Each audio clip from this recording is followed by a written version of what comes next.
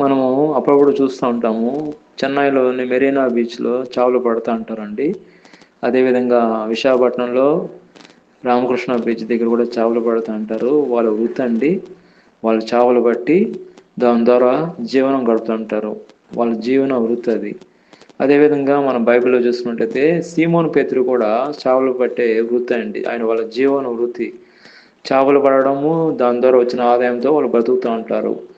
అదేవిధంగా యేసుక్రీస్తు ప్రభు ఒకరోజు ఆహ్, వాళ్ళకి అక్కడ మా మారడం జరుగుతుంది.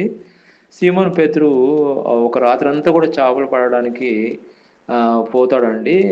ఏమి దొరకవండి అసలుకి వాళ్ళకి. వాళ్ళు చేపలు పట్టే టైం కూడా ఉంటదండి. మార్నింగ్ పడతారండి. వాళ్ళకి టైం ఉంటది ఆళ్ళకి. ప్రతి వారికి ఒక చేపలు పట్టే వాళ్ళకి టైం అని ఉంటదండి. ఆ టైంలోనే వెళ్తేనే చేపలు దొరుకుతాయి గానీ, మిగతాప్పుడంతా కూడా వెళ్తే చేపలు దొరకవండి వాళ్ళకి. ఆ టైం ప్రకారమే వాళ్ళెళ్తారు. అయితే వాళ్ళకి ఆ రోజు రాత్రంతా కూడా చేపలు పడడానికి చూస్తే ఒక్క చేప కూడా వాళ్ళకి దొరకలేదండి. వాళ్ళెంతో నిరాశలో ఎంతో బాధలో ఉన్నారు. అయితే చేపలు పట్టకపోతే వాళ్ళకెట్లా ఆ రోజు డబ్బులు గడవాలి కదా! అయితే యేసుక్రీస్తు ప్రభు వాళ్ళకి అక్కడ ఒక మాట చెప్తాడండి. ముందుకెళ్ళి వలేయమంటాడు. అంటే యేసుక్రీస్తు ప్రభు చెప్పిన విధంగా వాళ్ళు చేశారండి.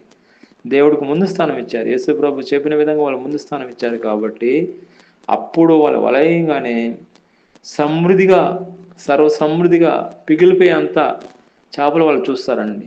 లైఫ్‌లో చూడలేదండి అంత చేపలు. కాబట్టి ఇక్కడ మనం చూసుకున్నట్టయితే దేవుడు బ్లెస్ చేస్తే ఎవరు ఆపలేరండి. ఆ విధంగా పేతురు బ్లెస్ అయ్యాడండి.